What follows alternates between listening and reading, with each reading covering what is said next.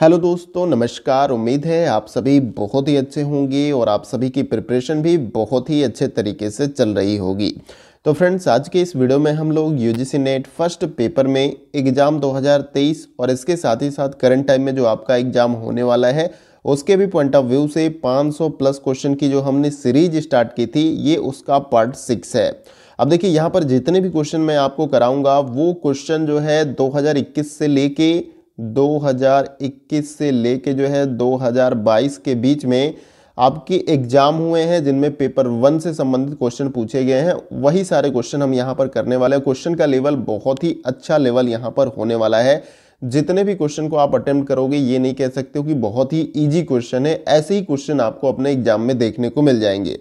बस करना क्या है, ईमानदारी से सभी प्रश्नों को अटेम्प्ट करना है। इसीलिए मैंने यहाँ पर प्रैक्टिस सेट लगा रखा है, क्योंकि आपको इसे खुद से भी सॉल्व करते हुए चलना है। तभी आपको ज़्यादा से ज़्यादा बेनिफिट अपने एग्जाम में देखने को मिलेगा। ऐसा नहीं देखते ही चले जाओ, ऐसे नहीं बात बनेगी, लेकिन खुद से भी इसको सॉल्व करने का प्रयास जरूर करिएगा। और इसके साथ ही साथ एक काम और आपको करना है। अगर पेपर 1 में आप चाहते हैं कि अच्छा स्कोर आपका बने, तो आप थ्योरी वाला पार्ट पढ़ रहे होंगे, वो अच्छी बात है, आपने सिलेबस के अकॉर्डिंग सारा कुछ पढ़ लिया होगा। लेकिन उसके साथ ही साथ जो प्रीवियस ईयर का क्वेश्चन पेपर है, आप 2020 से जो है 2022 के बीच में जितने भी पेपर हुए हैं पेपर 1 के यूजीसी नेट के, उनको आपको सॉल्व कर जाना है। इसमें 10 यूनिट के अलग अलग क्वेश्चन आपको देखने को मिलेंगे और आप सॉल्व करोगे, निश्चित रूप से आप देखना आपके एग्जाम में आपको बहुत ज़्यादा फायदा मिलने वाला है। उम्मीद है मेरी बातों को आप समझ पा रहे होंगे। और आपको करना क्या है कि वीडियो को स्टार्टिंग से लेके एंड तक देखना है। सभी प्रश्न महत्वपूर्ण है, इसीलिए किसी भी प्रश्न को मिस नहीं करना। और लास्ट में अपना स्कोर, जितना भी मैं क्वेश्चन कराऊंगा, अपना स्कोर जरूर कमेंट बॉक्स में मेंशन करिएगा कि जितने क्वेश्चन मैंने कराए उन सभी प्रश्नों में से कितने क्वेश्चन आपके सही हो गए। और इसके साथ ही साथ किसी क्वेश्चन को लेकर अगर आपको डाउट भी होता है तो आप कमेंट बॉक्स में हमसे पूछ सकते हैं। तो चलिए फ्रेंड, वीडियो को स्टार्ट करते हैं। अब देखिए, स्क्रीन पे सबसे पहला क्वेश्चन आपको यहाँ पर दिख रहा होगा। क्वेश्चन नंबर ये 91 है। तो चूंकि 500 प्लस क्वेश्चन की सीरीज को हम यहाँ पर कवर कर रहे हैं, तो ये इसी क्रम में जो है सारा क्वेश्चन आपको देखने को मिलेगा। 91 है, 92, 93, इस तरीके से 500 प्लस क्वेश्चन तक हम कवर करेंगे। अब देखिए, ये क्वेश्चन आपका यहाँ पर टीचिंग एप्टीट्यूड से संबंधित है, यानी कि मिक्सअप क्वेश्चन है। ऐसा नहीं कि एक यूनिट से ज़्यादा क्वेश्चन लिया गया है। इसमें आपको हर यूनिट से, रिसर्च एप्टीट्यूड से, टीचिंग एप्टीट्यूड से, कम्युनिकेशन से, आईसीटी से, इस तरीके से क्वेश्चन आपको देखने को मिलेंगे। तो ये आपका टीचिंग एप्टीट्यूड से संबंधित क्वेश्चन है। और इसमें पूछा जा रहा है कि अधिगम का कौन सा सिद्धांत जो है शिक्षण के माननात्मक स्तर का समर्थन करता है। माननात्मक कह लीजिए, चिंतन स्तर कह लीजिए, विचार स्तर कह लीजिए, जिसको इंग्लिश में रिफ्लेक्टिव लेवल कहते हैं। जैसे कि आप सभी को पता है कि टीचिंग जो है 3 लेवल पे की जाती है। एक तो मेमोरी लेवल है, दूसरा अंडरस्टैंडिंग लेवल है, तीसरा आपका रिफ्लेक्टिव लेवल है। तो ये वही है आपका। इसका नाम हिंदी में बदल बदल कर बहुत कुछ ये रख देंगे, ठीक है। तो यहाँ पर पहला जो ऑप्शन है आपका थ्योरी ऑफ कंडीशनिंग, अनुबंधन का सिद्धांत। फिर उसके बाद बी है आपका रेनफोर्समेंट थ्योरी, प्रबलन का सिद्धांत। और सी है आपका नीड रिडक्शन थ्योरी, आवश्यकता न्यूनीकरण का सिद्धांत है। और डी है आपका कॉग्निटिव फील्ड थ्योरी, यानी संज्ञानात्मक क्षेत्र का सिद्धांत। अब इन चारों विकल्पों में से आपको अपना राइट आंसर बताना है। क्वेश्चन बहुत ही अच्छे लेवल के क्वेश्चन है। और निश्चित रूप से जो मैंने बातें आपको बताई कि 2020 से लेकर जो है आप 2022 के बीच में जितना भी क्वेश्चन पेपर हुआ है पेपर 1 का, उसको सॉल्व करिए। निश्चित रूप से आपको बहुत ज़्यादा फायदा मिलेगा। आप मैक्सिमम क्वेश्चन को सॉल्व कर पाएंगे। थोड़ा मोड़ा बदलाव आपको देखने को मिलेगा, लेकिन क्वेश्चन ऐसे ही आपको एज इट इज देखने को मिल जाएंगे। अब देखिए, यहाँ पर इस क्वेश्चन का जो हमारा राइट आंसर हो जाएगा वो है आपका option number D. Right answer हो जाएगा संज्ञानात्मक क्षेत्र का सिद्धांत। तो अधिगम का कौन सा सिद्धांत शिक्षण के माननात्मक स्तर या रिफ्लेक्टिव लेवल का समर्थन करता है? तो संज्ञानात्मक क्षेत्र का सिद्धांत। जब छात्र के, जैसे कि मेमोरी लेवल की टीचिंग हो गई, उसको चीज़ों को रटा दिया गया, बता दिया गया ये चीज़ें होती हैं, सारा कुछ हो गया, छोटे बच्चों पे ज़्यादातर इंप्लीमेंट किया जाता है। फिर उसके बाद से सेकंड जो आपका आता है अंडरस्टैंडिंग लेवल, जिसमें छात्र बोध होने लगता है क्योंकि उसके पास पहले से कुछ ज्ञान होता है। फिर उसके बाद जो तीसरा लेवल होता है वो चिंतनशील स्तर का लेवल होता है, जिसको रिफ्लेक्टिव लेवल यहाँ पर बोला गया, माननात्मक स्तर बोला गया है, जिसमें उसके मन में बहुत सारे विचार खुद से जो है उत्पन्न होते हैं। वो चीज़ों को बारे में सोचने लगता है, चिंतन करने लगता है। तो ये माननात्मक स्तर जो है आपका, इसके लिए सबसे महत्वपूर्ण क्या है? तो वो है आपका संज्ञानात्मक क्षेत्र का सिद्धांत। तो यहाँ पर ऑप्शन डी अगर आपने लगाया होगा तो ये आपका सही आंसर हो जाएगा। आइए अगला क्वेश्चन देखते हैं। अगला क्वेश्चन हमारा है क्वेश्चन नंबर 92। ये हमारा है, ये भी टीचिंग एप्टीट्यूड से ही संबंधित आपका क्वेश्चन है। यहाँ पर अब देखिए इसमें बोला गया जा रहा है कि निम्नलिखित में से फील्ड आश्रित अधिगमकर्ता की विशेषताओं की पहचान कीजिए। फील्ड आधारित जो आपके अधिगमन करता है उसके संबंध में यहाँ पर उसकी कुछ विशेषताएं दी गई हैं। आपको इन विशेषताओं में से जो सही विशेषताएं हैं उनका चुनाव करना है और नीचे दिए गए इन 4 विकल्पों में से आपको अपना राइट आंसर कमेंट बॉक्स में बताना है। तो इसका राइट आंसर आप सभी जरूर बताएं। इसमें जो पहली विशेषता दी गई है वो है आपका अवधारणाओं और विषय वस्तुओं के वैश्विक पहलुओं को समझना। बी दिया गया है तथ्यों और सिद्धांतों पर बल देना, और सी है अकेले कार्य करना पसंद करना। डी है शिक्षक के दिशा निर्देश और प्रदर्शन की मांग करता है, और ई दिया गया है सहयोग करना पसंद करता है। अब इन चारों विकल्पों में से आपको राइट आंसर देना है।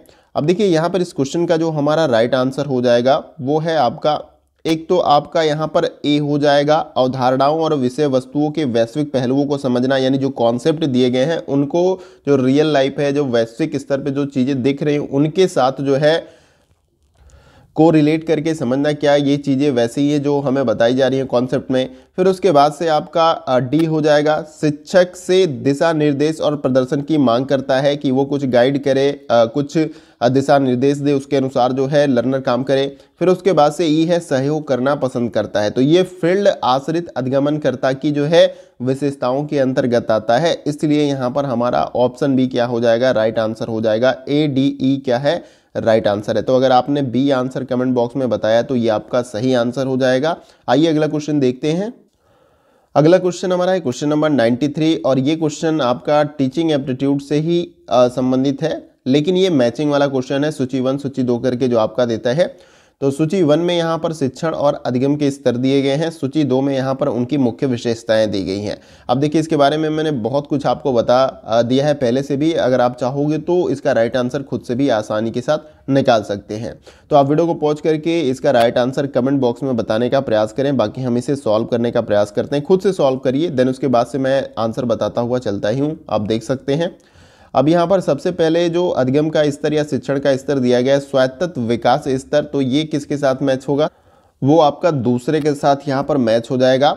यह विद्यार्थियों की भावनाओं के महत्व पर बल देता है और कठिन सोच के महत्व को कम करता है, तो ये आपका स्वायत्त विकास स्तर होता है। उसके बाद से यहाँ पर दिया गया है स्मरण स्तर, तो ये किसके साथ मैच हो जाएगा, ये तीसरे के साथ मैच हो जाएगा। यहाँ पर यह तुलनात्मक रूप से विचारहीन होता है आपका स्मरण शक्ति। देखिए स्मरण स्तर का मतलब मेमोरी लेवल की जब टीचिंग होती है तो यहाँ पर किसी भी प्रकार का विचार या तथ्य छात्रों के मस्तिष्क में नहीं होता है, इसलिए वह तुलनात्मक रूप से विचारहीन होता है। ये आपका स्मरण स्तर की टीचिंग जो है स्तर है, या अधिगम स्तर भी आप कह सकते हैं। फिर उसके बाद से सी दिया गया है यहाँ पर अवबोध स्तर, जिसको अंडरस्टैंडिंग लेवल भी कहा जाता है, तो ये किसके साथ मैच हो जाएगा, ये आपका चौथे के साथ मैच हो जाएगा। यह सिद्धांतों और एकांकी तथ्यों के बीच संबंध को देखने पर बल देता है, यानी कि कुछ यहाँ पर तो हमने छात्र के अंदर बहुत सारा ज्ञान दे दिया, अब उसके बाद से उस ज्ञान के बदौलत ही छात्र जब अवबोध स्तर पर आता है तो उसके बीच संबंध को देखने लगता है, क्योंकि उसके पास उससे संबंधित ज्ञान हो जाता है। तो यह सिद्धांतों और एकांकी तथ्यों के बीच संबंध को देखने पर बल देता है। फिर उसके बाद लास्ट जो लेवल आपका आता है विमर्शक स्तर, जिसको चिंतनशील विमर्शक स्तर, मनन स्तर कह लीजिए, जिसको इंग्लिश में रिफ्लेक्टिव लेवल कहा जाता है। तो ये किसके साथ मैच हो जाएगा, ये पहले के साथ मैच हो जाएगा। यह समस्या केंद्रित होता है तथा इसमें अधिगमनकर्ता को अपेक्षाकृत अधिक सक्रिय भागीदारी, अधिक कल्पना और सृजनशीलता की जरूरत होती है, यानी इसमें वो अपने दिमाग में बहुत सारी चीज़ें सोचता है, चाहे प्रॉब्लम सॉल्विंग के संदर्भ में हो या कुछ नई चीज़ों के बारे में हो या विचार करने के बारे में हो, तो ये आपका विमर्शक स्तर होता है। तो ऐसे ही आपको मैच करना था, देन उसके बाद से अपना राइट आंसर इन चारों विकल्पों में से बताना था। तो यहाँ पर जो हमारा राइट आंसर यहाँ पर बन जाएगा, जैसे हमने मैच किया है उसके according right answer option C हमारा यहाँ पर हो जाएगा। तो अगर आपने option C right answer comment box में बताया है तो ये आपका सही आंसर हो जाएगा। आइए अगला क्वेश्चन देखते हैं।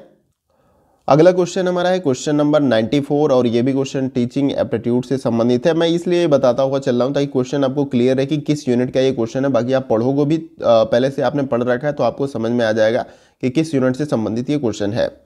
अब देखिए यहाँ पर बेसिकली क्या पूछा जा रहा है इस क्वेश्चन में, कथन वाला है क्वेश्चन, कथन पहला कथन दूसरा दिया गया है। क्वेश्चन का लेवल बहुत ही अच्छा है।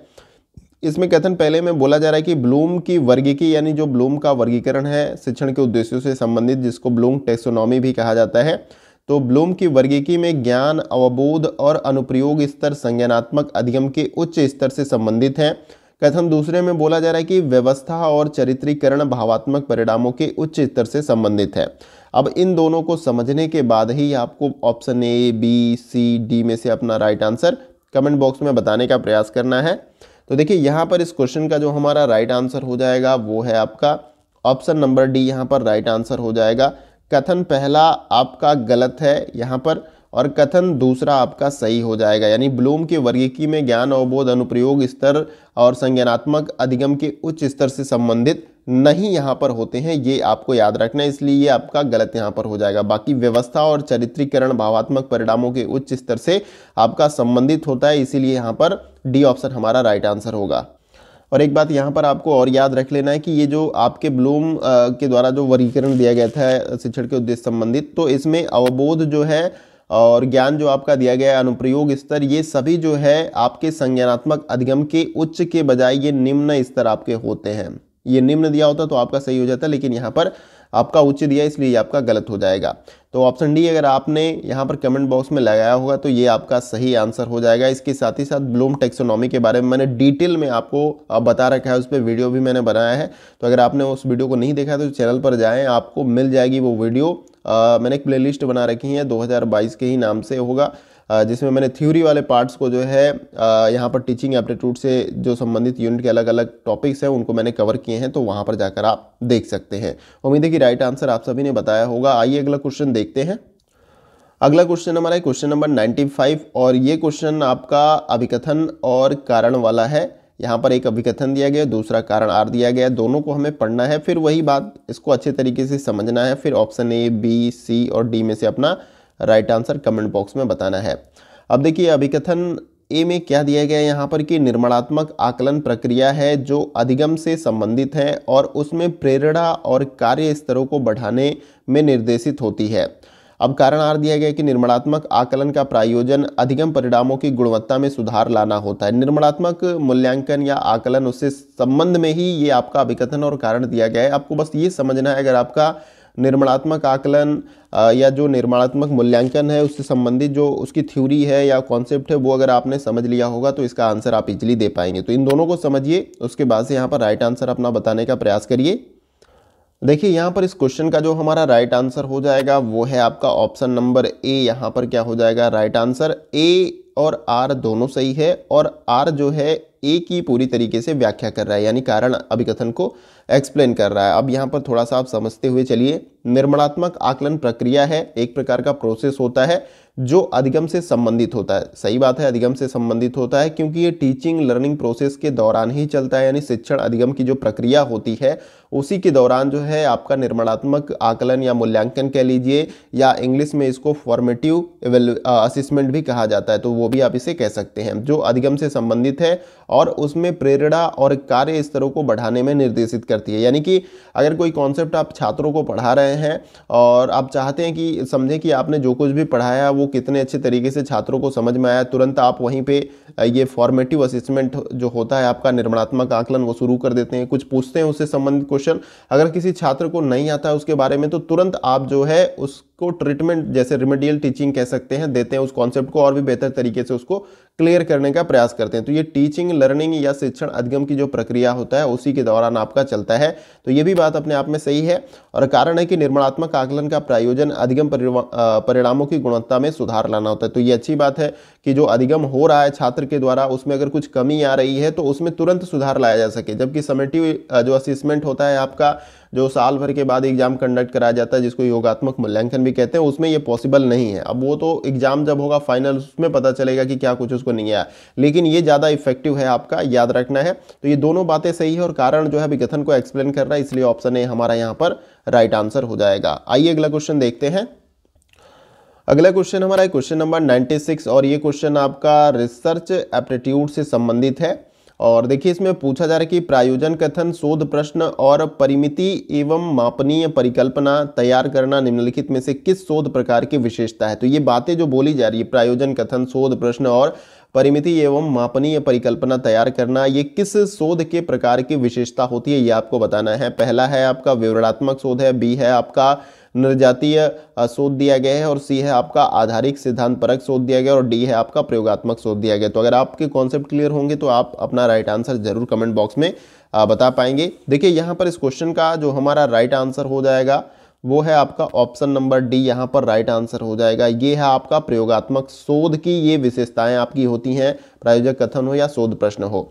याद रखना है आपको कि प्रायोजन कथन, शोध प्रश्न और परिमिति एवं मापनी परिकल्पना तैयार करना आदि जो है प्रयोगात्मक शोध की विशेषताएं होती हैं। और जो प्रयोगात्मक शोध है वह कारण प्रभाव प्रकार का शोध आपका होता है, ये आपको याद रखना है। तो उम्मीद करता हूं कि आपने इस क्वेश्चन का right answer option number D comment box में बताया होगा। बहुत बड़ा थ्योरी वाला पार्ट नहीं है, आप चाहो तो एक एक चीज़ को सर्च करके ऐसे भी, जैसे कि मान लीजिए आप बहुत ज़्यादा वर्किंग वाले पर्सन हैं, वर्किंग भी करते हैं, लर्निंग भी करते हैं, तो आप चीज़ों को, जैसे कि आपको ऑप्शन में ही मिला, बहुत चीज़ों के बारे में आपको नहीं पता है, तो आप सीधे उसको सर्च भी कर सकते हो और उसके बारे में डिटेल। तो थोड़ा सा जिज्ञासु बनिए, क्रिएटिव बनिए, चीज़ों को खुद से जानने का जो प्रयास करिए। जब हम चीज़ें खोजपूर्ण तरीके से करते हैं और किसी चीज़ को सर्च करते हैं तो उसकी थॉट है, उसकी जो समझ है और इसके साथ ही साथ जो ज्ञान वो होता है जो हम सर्च करके पाते हैं, वो लंबे समय तक हमारे मस्तिष्क में रहता है। तो इस बातों पर भी आप ध्यान दे सकते हैं। बाकी देखिए यहाँ पर ऑप्शन नंबर डी हमारा राइट आंसर हो जाएगा। आइए अगला क्वेश्चन देखते हैं। अगला क्वेश्चन हमारा क्वेश्चन नंबर 97। ये भी क्वेश्चन आपका रिसर्च एप्टीट्यूड से ही संबंधित है। अब देखिए इसमें बोला क्या जा रहा है कि दो समूहों वाले यादृच्छिकृत प्रायोज्य पर केवल पश्चात परीक्षण वाले शोध अभिकल्प के अंतर्गत वैधता को क्षीण बनाने के स्रोत के रूप में निम्नलिखित में से कौन से स्रोत कार्य करते हैं। तो यहाँ पर नीचे उन स्रोतों के बारे में दिया गया है, इनको आपको पढ़ लेना है अच्छे तरीके से और आपको बताना है कि कौन से स्रोत जो है इसके लिए कार्य करते हैं, और नीचे दिए गए इन 4 विकल्पों में से आपको अपना राइट आंसर बताना है। अब देखिए यादृच्छिक के बारे में अगर आपको कुछ समझ में नहीं आ रहा है कि इसका मतलब क्या है, इंग्लिश में इसको रैंडमाइज्ड बोला जाता है, ये लग रहा है शुद्ध हिंदी है तो इसलिए समझ में नहीं आ रहा। फिर प्रायोज्य को सब्जेक्ट बोला जाता है, इस तरीके से आप देख सकते हैं। और ये पश्चात परीक्षण है जो दिया गया है, इसको पोस्ट टेस्ट बोला जाता है। तो दो समूहों वाले रैंडमाइज्ड जो है सब्जेक्ट पर जो है केवल पश्चात परीक्षण वाले शोध अभिकल्प के अंतर्गत वैधता को क्षीण बनाने के स्रोतों के रूप में इन सभी विकल्पों में से कौन से स्रोत कार्य करते हैं, ये आपको बताना था। अब देखिए यहाँ पर इस क्वेश्चन का जो हमारा राइट आंसर हो जाएगा वो है आपका सी और डी, यहाँ पर राइट आंसर हो जाएगा। चयन और स्वतंत्र चर के बीच में अन्योन क्रिया, और इसके साथ ही साथ डी आपका हो जाएगा सांख्यिकीय समाश्रय। ये आपका दोनों क्या हो जाएगा, यहाँ पर राइट आंसर हो जाएगा। सॉरी फ्रेंड्स, यहाँ पर ये ई जो आपका दिया गया है वो नहीं, ये आपका डी यहाँ पर हो जाएगा। प्रतिक्रियाशील प्रयोगात्मक प्रक्रिया, तो बाय मिस्टेक यहाँ पर ई लग गया, तो यहाँ पर ऑप्शन सी आपका राइट आंसर बन जाएगा। देखिए यहाँ पर जो सी दिया गया है, चयन और स्वतंत्र चर के बीच अन्योन क्रिया, इसको इंग्लिश में यहाँ पर बोला जाता है instruction of the selection and the independent variable.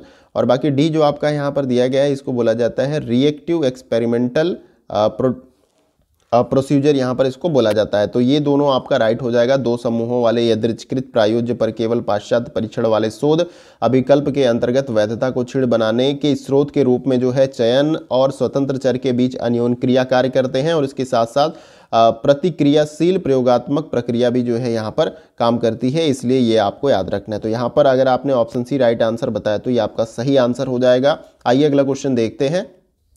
अगला क्वेश्चन हमारा है क्वेश्चन नंबर 98, और ये आपका मैचिंग वाला क्वेश्चन है, और ये भी रिसर्च एप्टीट्यूड से ही संबंधित आपका क्वेश्चन है। और यहाँ पर पहले सूची में शोध का चरण दिया गया है, दूसरे सूची में उनकी मुख्य विशेषताएं दी गई हैं। तो आपको इसे मैच करना है और ऑप्शन ए, बी और सी और डी में से अपना राइट आंसर कमेंट बॉक्स में बताने का प्रयास करना है। तो वीडियो को पॉज करके इसे मैच करके अपना राइट आंसर जरूर बताएं। अब देखिए हम इसे मैच कर लेते हैं। यहाँ पर सबसे पहले क्या दिया गया है कि शोध समस्या को परिभाषित करना, तो ये जो है आपका किसके साथ मैच हो जाएगा, तो ये आपका चौथे के साथ यहाँ पर मैच हो जाएगा। शोध समस्या को परिभाषित करना, अवधारणाओं का सावधानी पूर्वक जो चयन होता है वो जो है आपका शोध समस्याओं को परिभाषित करना, इसकी जो है मुख्य विशेषता होती है। फिर उसके बाद से बी जो आपका दिया गया है परिकल्पना तैयार करना, ये किसके साथ मैच हो जाएगा, तो ये आपका तीसरे के साथ यहाँ पर मैच हो जाएगा। युक्त संबंध स्थापित करने हेतु ये चोरो लिखा गया, ये चरो होगा यहाँ पे, चरों की पहचान ये हो जाएगा आपका, इसकी विशेषता होती है। परिकल्पना तैयार करने का मतलब क्या होता है, हाइपोथेसिस, जब आप तैयार करते हैं कि चीज़ों को ऐसे करना, ये चीज़ें ऐसे घटित हुई हैं, आप एक परिकल्पना तैयार करते हैं, उसमें कोई भी वैज्ञानिक जो है वो नहीं होता है, लेकिन आप जस्ट एज्यूम करते हैं या अनुमान लगाते हैं, ठीक है। युक्त युक्त संबंध स्थापित करने हेतु चरों की पहचान करना, ये हो जाएगा। और शोध प्रतिदर्श लेना, ये किसके साथ मैच हो जाएगा, ये आपका दूसरे के साथ मैच हो जाएगा। चयनित यूनिटों की प्रतिनिधित्व क्षमता, यानी कि प्रतिदर्श का मतलब सैंपलिंग से संबंधित ये आपका है कि बड़े अमाउंट में, जैसे पूरे देश की आबादी है, किसी समस्या पे आप जो है रिसर्च कर रहे हैं, मान लीजिए गरीबी पे कर रहे हैं, इन्वायरमेंटल कोई इशू है, तो एक बड़े अमाउंट का जो डेटा होता है या बड़े अमाउंट में जो लोग होते हैं, यूनिट होता है, उसमें से कुछ छोटी यूनिट्स आप ले लेते हैं कम और उस पर रिसर्च करते हैं, और जो भी रिजल्ट आपको मिलता है वो पूरे यूनिट या पूरे पॉपुलेशन पे आप इम्प्लीमेंट कर देते हैं। तो यहाँ पर वही बात बोली जा रही है। और परिकल्पना परीक्षण, ये किसके साथ मैच हो जाएगा, पहले के साथ। आंकड़ा विश्लेषण हेतु समुचित सांख्यिकीय या तकनीक का जो है आपका परिकल्पना परीक्षण होता है। तो यहाँ पर ऐसे ही आपको मैच कर लेना था शोध के चरणों और मुख्य विशेषताओं के साथ। देन उसके बाद नीचे जो आपका राइट आंसर लगता है मैचिंग के अकॉर्डिंग, वो आपको लगा लेना था। हमारे मैचिंग के अकॉर्डिंग जो है ऑप्शन नंबर डी हमारा क्या हो जाएगा, राइट आंसर। अगर आपने ऑप्शन डी राइट आंसर बताया तो ये आपका सही आंसर हो जाएगा। आइए अगला क्वेश्चन देखते हैं। अगला क्वेश्चन हमारा है क्वेश्चन नंबर 99, और ये भी क्वेश्चन आपका रिसर्च एप्टीट्यूड से ही संबंधित है। और देखिए ये कथन में दिया गया है, 2 कथन दिए गए हैं, दोनों को पढ़ना है। देन उसके बाद से नीचे 4 विकल्पों में से आपको राइट आंसर देना है। तो आइए इस कथन को पढ़ते हैं। आप वीडियो को पॉज करके पढ़िए और सॉल्व करिए। देखिए मेरे सॉल्व करने से अगर पहले आप सॉल्व करते हैं, आपका बाय द वे उत्तर गलत भी होता तो कोई बात नहीं है। इस तरीके से आपका problem solving, question solving capability जो है बढ़ती जाएंगी। अब ऐसे कंटिन्यूस देखते रहोगे तो इससे तो ठीक है, आपको आंसर इस तरीके से पता चलते चले जाएंगे, लेकिन जो आपके क्वेश्चन सॉल्विंग जो स्किल है या प्रोसेस है माइंड का, वो थोड़ा स्लो हो जाएगा। तो खुद से पहले विचार करिए कि इसका राइट आंसर क्या हो सकता है, देन उसके बाद से अपना राइट आंसर चेक कर सकते हैं। अब देखिए कथन पहले में क्या दिया गया है कि शोध आचार शास्त्र निष्कर्षों में विश्वसनीयता लाने के लिए शोध हेतु एक यथार्थपरक सरोकार पैदा करता है। और कथन दूसरे में दिया गया, शोध में आईसीटी का प्रयोग अनिवार्य है क्योंकि यह समय और संसाधनों के प्रयोग के संदर्भ में मितव्ययी है। अब दोनों को अवलोकन करना है, यहाँ पर बोला जाता है, समझिए। उसके बाद से आपको इन चारों में से राइट आंसर देना है। तो देखिए यहाँ पर इस क्वेश्चन का जो हमारा राइट आंसर हो जाएगा वो है आपका ऑप्शन नंबर सी, यहाँ पर राइट आंसर हो जाएगा। तो यहाँ पर ये अगर आपने कथन पहला यहाँ पर सही हो जाएगा पूरी तरीके से, और फिर उसके बाद से कथन दूसरा आपका क्या हो जाएगा, गलत हो जाएगा। तो शोध आचार शास्त्र निष्कर्षों में विश्वसनीयता लाने के लिए शोध हेतु यथार्थपरक सरोकार पैदा करता है। तो ये आपको याद रखना है। इसके साथ ही साथ कुछ और महत्वपूर्ण बिंदु इसको जो हम इसको समझते हुए चलते हैं। देखिए याद रखना है कि शोध आचार शास्त्र निष्कर्षों में विश्वसनीयता लाने के लिए शोध हेतु यथार्थपरक सरोकार पैदा करता है। देखिए यहाँ पर इथिक्स की बात हो रही है, इथिक्स के बारे में यहाँ पर बात की जा रही है पहले कथन में। फिर उसके बाद से याद रखना है कि ये कथन आपका पूरी तरीके से सत्य है, जैसे कि मैंने अभी आपको बताया। और कथन दूसरा जो है इसके बारे में हम जान लेते हैं।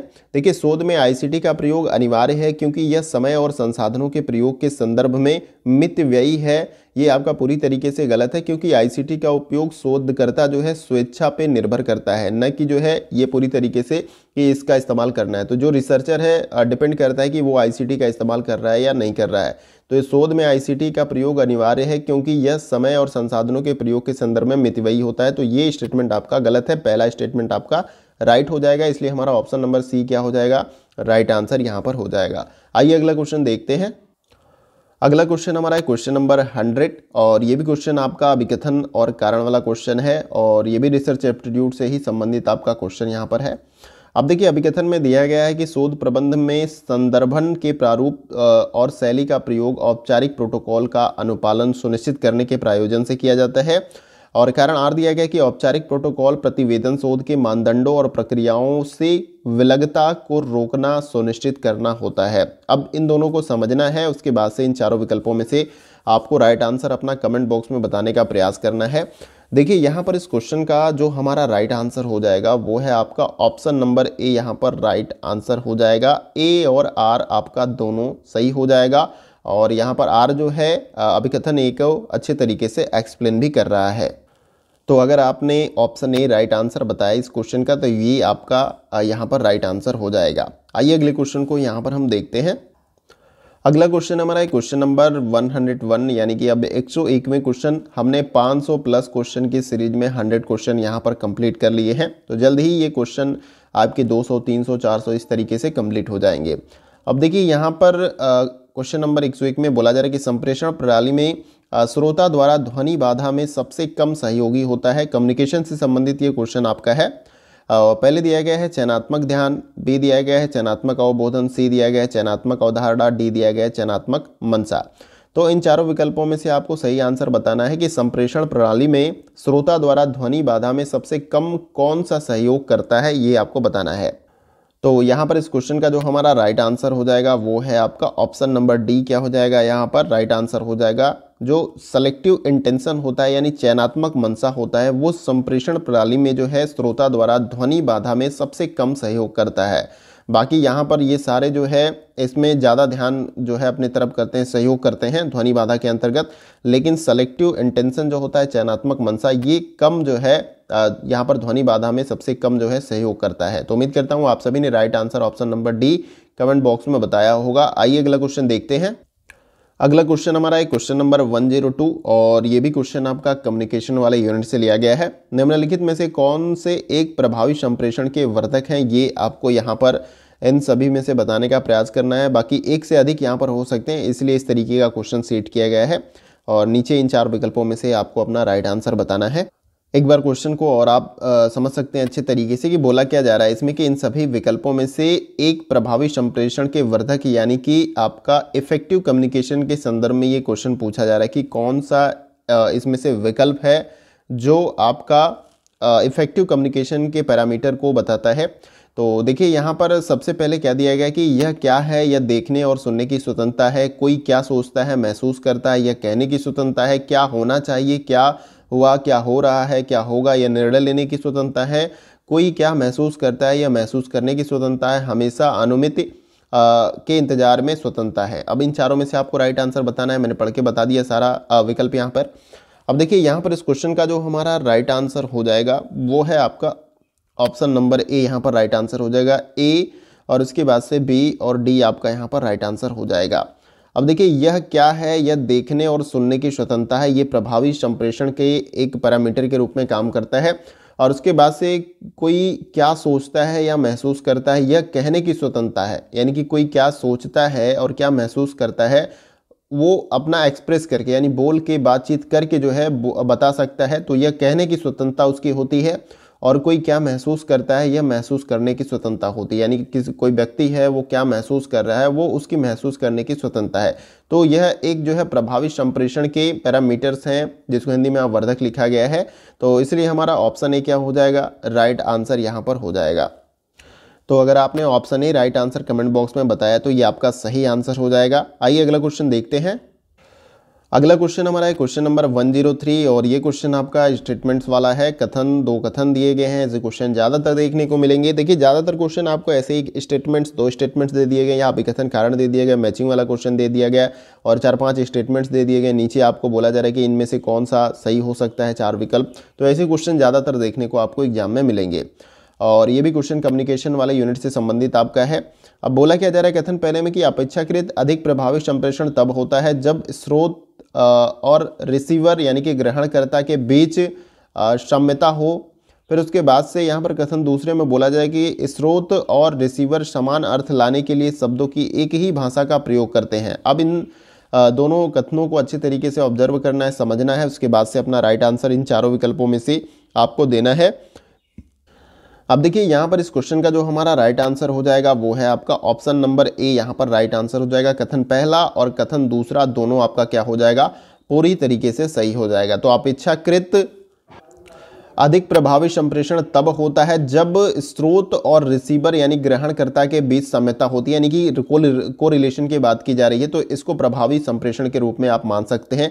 जैसे कि किसी से आप बातचीत कर रहे हैं, जैसे कि कोई मोटिवेशनल स्पीकर होता है, स्पिरिचुअल गुरु होता है, जब वो अपने प्रभावी शब्दों के साथ कम्युनिकेट करता है लोगों के साथ, तो वो क्या होता है, आपका एक प्रभावी संप्रेषण के अंतर्गत आता है। तो यहाँ पे प्रभावी संप्रेषण की बात ही की जा रही है कि जब स्रोत और रिसीवर के बीच में साम्यता हो, एक संबंध के बारे में यहाँ पर बात की जा रही है। फिर कथन दूसरे में बोला जा रहा है कि स्रोत और रिसीवर समान अर्थ लाने के लिए शब्दों की एक ही भाषा का प्रयोग करते हैं, यानी कि स्रोत जहाँ से वो शब्द या आ रहे हैं और रिसीवर समान अर्थ लाने के लिए शब्दों की एक ही भाषा का प्रयोग करते हैं। तो ये आपका सही हो जाएगा। तो कथन पहला और कथन दूसरा आपका सही है, इसलिए हमारा ऑप्शन नंबर ए क्या हो जाएगा, राइट आंसर हो जाएगा। सभी प्रश्नों को अटेम्प्ट करते हुए चलिए, सभी प्रश्न अपने आप में बहुत ही महत्वपूर्ण है आपके एग्जाम के पॉइंट ऑफ व्यू से। आइए अगला क्वेश्चन देखते हैं। अगला क्वेश्चन हमारा है क्वेश्चन नंबर 104। ये मैचिंग वाला क्वेश्चन है। सूची 1 में शैली जो संप्रेषण में बाधक है, सूची 2 में उनकी विशेषता दी गई है। तो संप्रेषण की शैली यहाँ पर कुछ दी गई है जो कि आपके संप्रेषण में बाधक है, उनकी विशेषता दी गई दूसरे साइड में, उसके साथ आपको इसे मैच करना है। देन उसके बाद नीचे दी गई इन 4 विकल्पों में से आपको अपना राइट आंसर कमेंट बॉक्स में बताना है। तो इसे मैच करिए। देखिए सबसे पहले क्या दिया गया है, यहाँ पर आपका तुष्टिकरण दिया गया है, किसके साथ आपका मैच हो जाएगा, तो ये आपका चौथे के साथ यहाँ पर मैच हो जाएगा। अनावश्यक रूप से संतुष्ट करने के प्रायोजन से बात करना, यानी तुष्टिकरण करना, किसी को संतुष्ट बेवजह की मतलब बात हो रही है, नहीं बात करना चाहता कोई व्यक्ति, लेकिन तभी भी आप अनावश्यक रूप से उसे संतुष्ट करने के प्रायोजन से बात करते रहते हैं, तो ये ऐसी शैली है जो संप्रेषण में बाधक के रूप में काम करती है। ठीक है, तो इसकी विशेषता है पहचानने की। अगर ये सारी चीजें हो रही तो समझ लीजिए कि वहां पर तुष्टिकरण हो रहा है आपका। बी दिया गया है आपका आरोपण, ये किसके साथ मैच हो जाएगा, तो ये आपका तीसरे के साथ मैच हो जाएगा। गलतियां ढूंढना और अपने को बेहतर मानकर बर्ताव करना, ये जो है आपका आरोपण होता है। और इसके बाद से आपका आशोधन होता है, ये किसके साथ मैच हो जाएगा, ये दूसरे के साथ हो जाएगा। शुद्धता के प्रति अति उत्साहित होना, और फिर उसके बाद से आपका ध्यान भंजन होता है, जिसको डिस्ट्रैक्टिंग इंग्लिश में बोला जाता है। ये है आपका पहले के साथ असंगत बातें करना या कहना। अगर मान लीजिए बोलने के दौरान आप जो है आपको ध्यान भंजन हो गया, डिस्ट्रैक्ट हो गए आप, तो आप उल्टी सीधी बातें करेंगे, तो ये इसकी विशेषता होती है। तो उस समय आप समझिएगा जब उल्टी सीधी बातें कर रहे हैं तो आप ध्यान भंजन के रूप में हैं। फिर उसके बाद से जो ये ऊपर आपका दिया गया अशोधन, जिसको मैंने बताया शुद्धता के प्रति आप अति उत्साहित या एक्साइटमेंट में होते हैं, तो ऐसा हो रहा है बातचीत के दौरान, तो आप समझ लीजिए कि यहाँ पर अशोधन की शैली आपकी एक तरीके से देखने को मिल रही है। तो इसी प्रकार से आपको मैच करना था, और जैसे हमने मैच किया उसके अकॉर्डिंग जो हमारा राइट आंसर यहाँ पर बन जाएगा वो है आपका ऑप्शन नंबर डी, यहाँ पर राइट आंसर हो जाएगा। तो अगर आपने option number D comment box में बताया तो ये आपका सही आंसर हो जाएगा। आइए अगला क्वेश्चन देखते हैं। अगला क्वेश्चन हमारा है क्वेश्चन नंबर 105, और ये भी क्वेश्चन आपका अभिकथन और कारण वाला दिया गया है। अभिकथन में दिया जा रहा है कि जब स्रोत एवं श्रोता एक ही तरंग पर होते हैं तो प्रभावी संप्रेषण घटित होता है। कारणार्थ दिया गया, स्रोत एवं श्रोता एक समान अर्थ ज्ञापित करने हेतु एक ही तरह की भाषा एवं पदों का अनुप्रयोग करते हैं। ऐसे ही संबंधित एक क्वेश्चन आपने अभी ऊपर देखा है, और आपको अपना राइट आंसर कमेंट बॉक्स में यहाँ पर बताने का प्रयास करना है। देखिए यहाँ पर इस क्वेश्चन का जो हमारा राइट आंसर हो जाएगा वो है आपका ऑप्शन नंबर ए, यहाँ पर राइट आंसर हो जाएगा। ए और आर दोनों सही है, और आर जो है अभिकथन को अच्छे तरीके से एक्सप्लेन कर रहा है। देखिए अभिकथन पहले में क्या बोला गया है कि जब स्रोत एवं श्रोता एक ही तरंग पर, एक ही शैली तरंग गति आप कह सकते हैं, पर होते हैं तो प्रभावी संप्रेषण घटित होता है। यानी कि आपने कुछ बोला, आपने बातचीत कर रहे हैं, उसके पास भी उससे संबंधित बातें हैं, विचार है, व्यक्त कर रहा है, तो ये एक प्रभावी संप्रेषण के वो समझ पा रहा है, तो प्रभावी संप्रेषण के अंतर्गत ये आपका हो जाएगा। तो इसे आपको समझना है, तो ये पूरी तरीके से आपका सही हो जाएगा। तथा इस संदर्भ में दिया गया कारण जो है, स्रोत एवं श्रोता एक ही समान अर्थ ज्ञापित करने हेतु एक ही तरीके भाषा एवं पदों का अनुप्रयोग करते हैं, ये भी आपका पूरी तरीके से सत्य हो जाएगा। तो यहाँ पर अभिकथन कारण सही है, और कारण आर जो है अभिकथन को एक्सप्लेन कर रहा है, इसलिए ऑप्शन ए हमारा यहाँ पर राइट आंसर हो जाएगा। आइए अगला क्वेश्चन देखते हैं। अगला क्वेश्चन हमारा है क्वेश्चन नंबर 106, और ये क्वेश्चन आपका लॉजिकल रीजनिंग वाले यूनिट से संबंधित है आपका। इसमें बोला क्या जा रहा है कि न्याय के अनुसार तर्क ध्वनि शाश्वत है क्योंकि यह पैदा होती है में निम्नलिखित में से कौन से हेत्वाभास में, यानी कि ये किस में पैदा होती है, कौन से हेत्वाभास में, ये आपसे पूछा जा रहा है। यहाँ पर हेत्वाभास को इंग्लिश में फैलेसी भी बोला जाता है, तो ये भी आप याद रख सकते हैं। तो बेसिकली क्वेश्चन में जो पूछा गया उसका आंसर आपको यहाँ पर इन चारों विकल्पों में से देना है। देखिए यहाँ पर इस क्वेश्चन का जो हमारा राइट आंसर हो जाएगा वो है आपका ऑप्शन नंबर ए, यहाँ पर राइट आंसर हो जाएगा।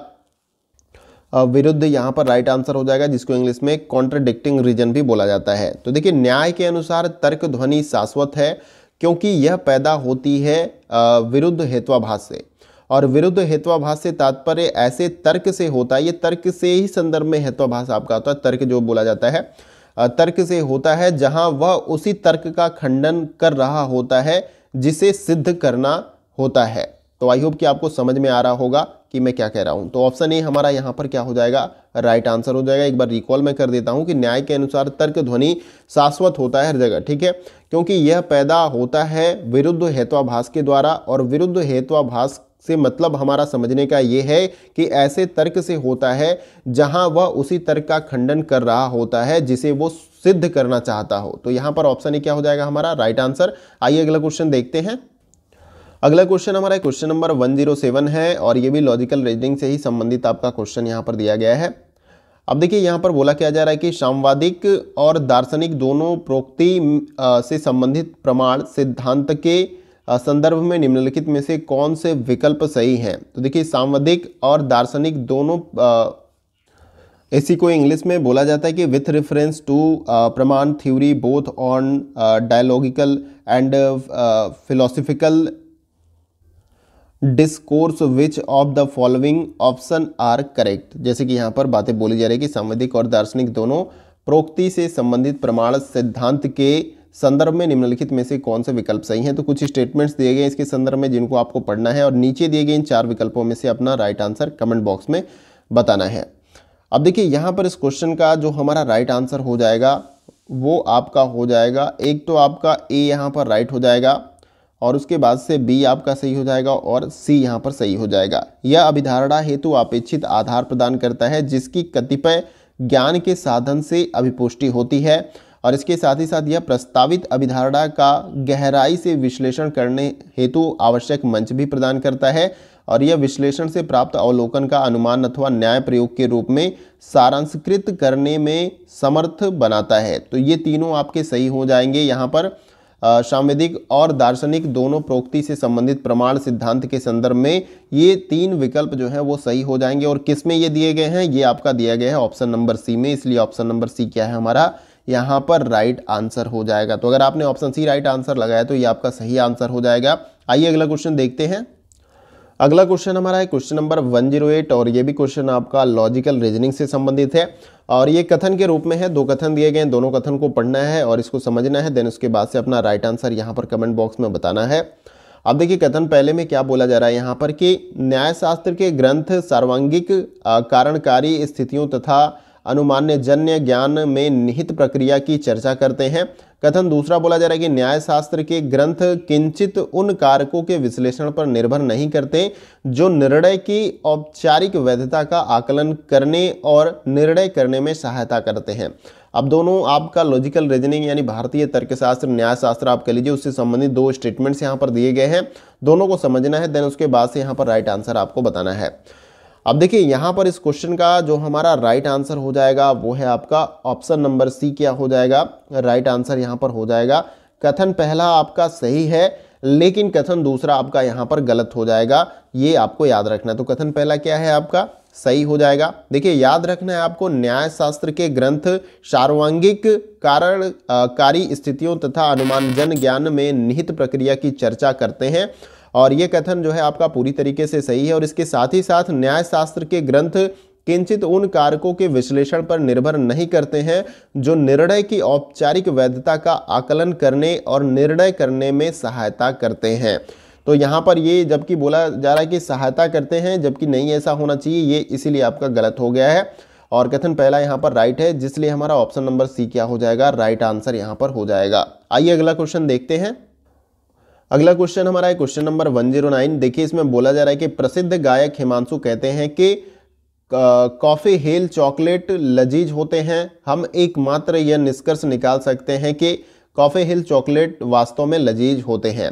उपयुक्त कथनों में से निम्नलिखित में से कौन सा तर्क दोष घटित हो रहा है, यानी पूरे वाक्य में ऐसा कौन सा शब्द है जो तर्क दोष के रूप में घटित हो रहा है, ये आपको बताना है। ऑप्शन ए सही है, बी सही है, सी सही है या डी सही है, इन चारों में से राइट आंसर बताना है। अब देखिए यहाँ पर इस क्वेश्चन का जो हमारा राइट आंसर हो जाएगा वो है आपका ऑप्शन नंबर बी क्या हो जाएगा, राइट आंसर।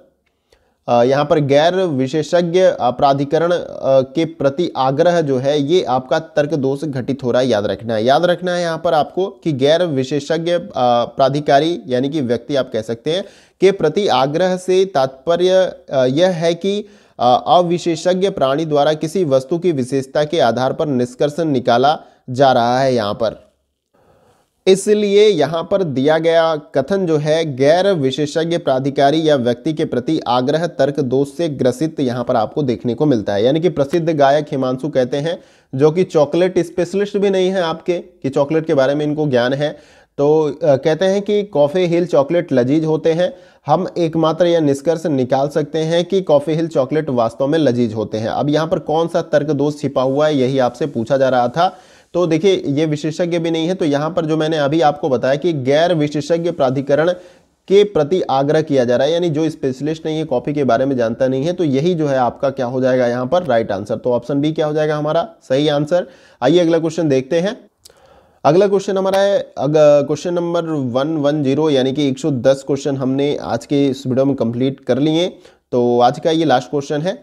देखिए इसमें पूछा जा रहा है कि ऐसे लक्षणों और समुच्चय जो केवल तथा उन सभी वस्तुओं में अवस्थित हों जिसे एक खास पद द्वारा इंगित किया जाता है वो क्या कहलाता है। यहाँ पर आपको कुछ स्टेटमेंट्स दिए गए और नीचे दिए गए इन 4 विकल्पों में से अपना राइट आंसर आपको कमेंट बॉक्स में बताना है। देखिए यहाँ पर इस क्वेश्चन का जो हमारा राइट आंसर हो जाएगा वो है आपका एक तो पहला हो जाएगा और उसके बाद से दूसरा आपका हो जाएगा बी, उस पद का अभिप्रेरित, और फिर उसके बाद से उद पद की भावार्थकता। तो ऐसे लक्षणों और समुच्चयों जो केवल तथा उन सभी वस्तुओं में अवस्थित हों जिसे एक खास पद द्वारा इंगित किया जाता है वो उस पद का अभिप्रेरित कहलाता है, अभिप्रेरणा कह सकते हैं, उस पद का भावार्थ कहला सकता है। तो ये दोनों आपके सही हो जाएंगे ए और बी, इसलिए हमारा राइट आंसर क्या हो जाएगा ऑप्शन नंबर ए यहाँ पर राइट आंसर हो जाएगा। तो अगर आपने option number A right answer बताया है तो ये आपका सही आंसर हो जाएगा। तो यहाँ पर हमारा आज के इस वीडियो का सेशन जो है कंप्लीट होता है। उम्मीद है कि आप सभी ने सारा क्वेश्चन अच्छे तरीके से अटेम्प्ट किया होगा और इसके साथ ही साथ वीडियो के अंदर जो क्वेश्चन मैंने आपको कराए कैसा है आपके एग्जाम के लेवल से, इसके बारे में भी आप कमेंट बॉक्स में लिखकर हमें ज़रूर बताइएगा। और कोई क्वेश्चन आपको क्लियर नहीं हुआ होगा तो उसके बारे में भी आप कमेंट बॉक्स में बता सकते हैं। अब देखिए बहुत सारा कमेंट आ रहा था कि सर थ्योरी वाला पार्ट आपने नहीं कराया, कुछ टॉपिक मैंने कराया है। देखिए मैं अकेले काम कर रहा हूँ, सारा नोट्स भी टाइप करना है और उसे कराना है, तो कुछ यूनिट्स में रह गई होंगी। अगर मैं ये नहीं कहता कि मैंने पूरी यूनिट की थ्योरी करा दी है, लेकिन मैं कराता चल रहा था, लेकिन जब एग्ज़ाम की डेट्स आ जाती हैं तो फिर उसमें क्या ज़्यादा महत्वपूर्ण है वो चीज़ें कराना हमारे लिए ज़्यादा महत्वपूर्ण हो जाती है। तो थ्योरी वाले पार्ट्स को कराना ठीक है, मैंने आपको एक बार बोला भी था कि आप धीरे धीरे उसे पढ़िए और आप मुझे 10 यूनिट्स में से ये भी बता दीजिए कि किस यूनिट में आपको ज़्यादा दिक्कत हो रही है, उसमें कौन सा टॉपिक आपको समझ में नहीं आ रहा है। आप कमेंट बॉक्स में लिखकर हमें मुझे बताइएगा, मैं उस टॉपिक को बहुत ही सहज और आसान बनाकर, क्योंकि टाइम लगता है अच्छे शब्दों का चयन करना, उसकी प्रेजेंटेशन को अच्छे से करना, तो उसको मैं तैयार करके आपको कवर करा दूंगा ताकि आपको क्लियरली समझ में आ जाए। और बाकी उम्मीद लगता है कि पूरा यूनिट कवर कराना तो इतने कम समय में पॉसिबल नहीं है, इसीलिए मैं यहाँ पर आप सभी के लिए 500 प्लस क्वेश्चन की सीरीज को मैंने स्टार्ट किया है कि ये ज़्यादा आपको हेल्प करेंगे आपके एग्ज़ाम में। बाकी मैंने ये भी बताया आपको कि 2020 से लेके 2022 के बीच में जितना भी एग्जाम हुआ है आपका पेपर 1 का, उन सभी प्रश्नों को ईमानदारी से, दूर बैठे हैं मैं देख नहीं रहा हूँ कि पढ़ रहे हैं या नहीं पढ़ रहे हैं, तो खुद से ईमानदार अगर आप होंगे तो निश्चित रूप से आपको एग्जाम में पॉजिटिव जो है रिजल्ट देखने को मिलेगा। अगर जब आप खुद से ही ईमानदार नहीं है तो आपको अपने एग्जाम में पॉजिटिव रिजल्ट देखने को नहीं मिलेगा। मुझसे झूठ आप बोल सकते हैं लेकिन खुद से नहीं बोल सकते, इसलिए कहा जाता है कि खुद को झूठा मत साबित करिए, खुद को एक अंधेरे में मत रखिए कि नहीं मैं पढ़ रहा हूँ और मैं ऐसा कर रहा हूँ, तो ऐसा नहीं करना। ईमानदारी से जो काम करना है करना। 3 घंटा पढ़िए, ईमानदारी से पढ़िए, ऐसा नहीं कि उसी में आप कुछ और करते रह रहे हैं और पढ़ाई भी कर रहे हैं। तो 2020 से लेकर 2022 के क्वेश्चन को सॉल्व करिए निश्चित रूप से। और अगर आपको समय कम लग रहा है तो 2022 में जितने भी क्वेश्चन पेपर हुए हैं 21 में, उनको आप सॉल्व करिए, निश्चित रूप से ज़्यादा आपको हेल्प मिलेगा। एक तो आपको रीडिंग कॉम्प्रिहेंशन वाले यूनिट में आपको क्वेश्चन देखने को मिल जाएंगे, शब्द या गद्यांश का फेरबदल, लेकिन सॉल्व करने का जो तरीका है आपको क्लियर हो जाएगा। डीआई वाला क्वेश्चन भी आपका पूरा कवर हो जाएगा अगर आप प्रीवियस ईयर को अच्छे से कवर करते हैं। इसी तरीके से मैथमेटिकल एप्टीट्यूड है आपका, लॉजिकल रीजनिंग वाला यूनिट है, तो इससे आप अच्छे तरीके से जो है इन सब चीज़ों को कवर कर सकते हैं। तो उम्मीद है कि मेरी बातें आपको समझ में आ रही होंगी और वीडियो का सेशन कैसा रहा कमेंट बॉक्स में लिखकर जरूर बताइएगा। अच्छा लगा तो आप इसे लाइक करके जो है हमें सपोर्ट कर सकते हैं और इसके साथ ही साथ जो है आप इसे शेयर करें मैक्सिमम दोस्तों के साथ ताकि उनको भी इस वीडियो से हेल्प मिल सके।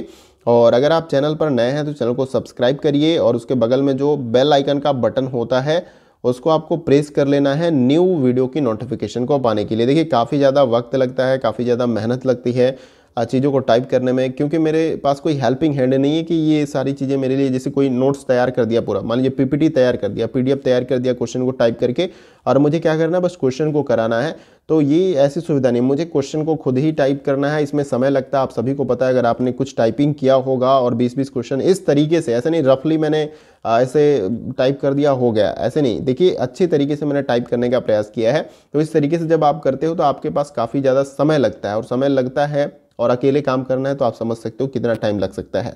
तो यहाँ पर आप सब्सक्राइब करके बेल आइकन को जरूर प्रेस कर लीजिएगा ऐसी इंपॉर्टेंट वीडियो के भी लिए। और इसके साथ ही साथ हायर एजुकेशन से जुड़ी जो नई अपडेट्स आती हैं, ऑथेंटिक जानकारी आपको यहाँ पर दी जाती है जो ऑफिशियल सोर्स होते हैं। तो अगर आप हायर एजुकेशन से जुड़ी अपडेट को भी चाहते हैं, जॉब अपडेट चाहते हैं, तो भी आप चैनल को सब्सक्राइब करके बेल आइकन को प्रेस कर सकते हैं। उम्मीद है कि मेरी बातों को आप समझ पाए होंगे और हमारा उत्साहवर्धन करने के लिए हमें सपोर्ट जरूर करेंगे। तो फ्रेंड्स, आज के वीडियो में बस इतना ही। फिर मिलते हैं अगले वीडियो में कुछ और महत्वपूर्ण प्रश्नों के साथ। तब तक के लिए जय हिंद, जय भारत।